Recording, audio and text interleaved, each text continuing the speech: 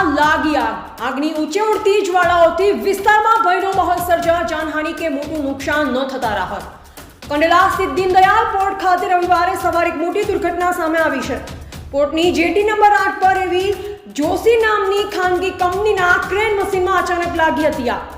આગની ઊંચે ઉડતી જ્વાળાઓથી વિસ્તારમાં ભયનો માહોલ સર્જાયો। સ્થાનિક ફાયર વિભાગની ટીમ તાત્કાલિક ઘટના સ્થળે પહોંચી ગઈ હતી। ફાયર વિભાગે પાણીનો મારો ચલાવી આગને કાબૂમાં લીધી હતી।